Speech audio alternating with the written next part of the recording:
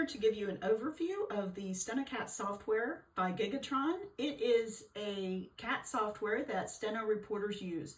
I personally have been on it for 34 years, and I've had some questions by scopists as to whether or not this is a software that they should invest in to start offering their services for Stenocat reporters. And I would strongly encourage you to check it out because we need plenty of scopists. So here is the software that I will click on from my main menu on my computer. I have a huge monitor, so I have to move my tripod around so you make sure it all fits in the screen. Now, this is the main menu right here that you see with all of the transcripts. Now, the software may be different for reporter versus scopist because the scopist program is going to be a little bit more limited than the reporter version. This is the reporter version, obviously, since I'm a steno reporter.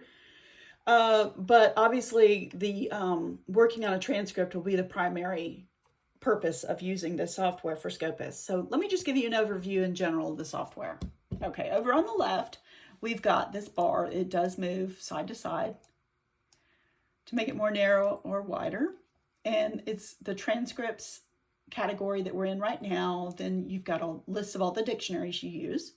The case is for all of the transcripts that you've worked on through the years. Well, for me, 34 years worth. And the templates I use for my transcripts. And the key set is where you would set up to the modification of your keyboard and macros. And then up here on the pull down menus, File, Edit, Tools, View, Window, and Help. Now, under Help, you see Validate Stenocat License. Well, once a week, we as reporters have to validate our software. And that requires connecting the internet to your computer that your software is on. Once a week, it needs to validate. You can either just turn the internet on and be done with it, and it will communicate with the website, or you can go into Stenocat and click Validate License, and it will come up with this menu. And you can also change the way this menu looks, the main menu looks. You can increase the font right here. All of these things, you can change the colors, you can change the text size. So that is the main menu. These don't work right now because you're not in a transcript. I would start a job with Start Real Time right here. Real time is the same thing as just starting a job where your steno machine connects to your software. There is this feature called User Preferences. And this is used by the reporter to set up various functions where your steno machine is communicating with your software. In sync is the same thing as audio sync. You're reading your steno notes, your personal information, CAT scan options, exporting a PDF. There's all of these buttons here. So let's go into a transcript because this video is primarily to show scopists the functionality of the Stenocat software. Go to the file you want to open. Now the background is blue. I chose this for me because it just seems to be more visually appealing than some of the other color options. You can also change the size of viewing. This doesn't change the font of the transcript. It just changes how it looks on your computer screen. If you wanted to open more than one transcript, go back to Explorer. So you've got three transcripts open: the Mark transcript, the Sample, and the Explorer. You just close out of them right here, each one. So let me change this view because I prefer 150. That's just me. Over here on the right is the Smart Key toggle function.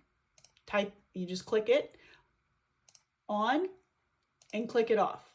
When it's off with my keyboard, I can just type in letters. I can hit enter, all the functionality you would use with your keyboard when you're typing. When I turn it on, it gives me the ability to use my keyboard with shortcuts. For an example, let me show you on my keyboard. The J, if you see the cursor on the screen and as I'm hitting J, it's going up. The J goes left. The K goes down. The L goes to the right, and the I goes up. You can call Stenocat. They can help you customize the keyboard to where it fits most comfortably for you. Now, if I want to go through and proofread, instead of visually proofing it, I can hit, while in Smart Keys, hit the letter G. It will go to the first area that the software believes there is an error. Of course, this is an error. This is a misspelling big time. So I can either change it to what it suggests, which is a great feature. It makes suggestions. Or I can type in this box what I think the word should be.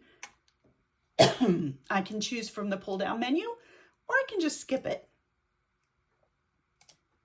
It's doing it again, and I'm ignoring them. Or I can ignore all of them. You see the ignore all button? So let me skip down to another section. Do you see how there's this space, which is normal? There's one space between Mr. and Smith. That's the way it's supposed to be. For whatever reason on my software, it always comes up like that. So I hit ignore all. But then I have this field value here that needs to be filled in. I can type in the person's name here. Okay.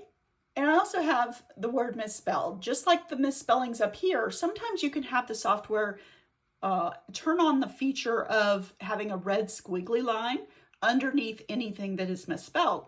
I don't choose to do that just because it's annoying to see that. I just hit G and it does a CAT scan for me. Let's see. That's about it. Down here, sometimes people like to fill in these entries. I don't use the entries. Some people really use them a lot, but in Stenocat, this is the sample of how that works. Attorney name, like if right down here where it says Mr. Smith, there may be a field name that needs to be filled in. You would type it in right here, and each time this comes up, his name would show up there. So that's how that works. I'll close out of the transcript. When you close out, it offers you the option to save the changes and update dictionaries. Now, I'm not sure if that's a function that you have as scopists, because you may not have a master dictionary, because the reporter is the one that's maintaining a master dictionary. But for me, I click yes, and it shows me this list, and I would click add globals to dictionary and then close out. And it brings me back to the main menu for Stenocat. I hope this has helped you today and that you're interested in using this software, because we sure could use a lot more scopists. Y'all have a blessed day. Thank you.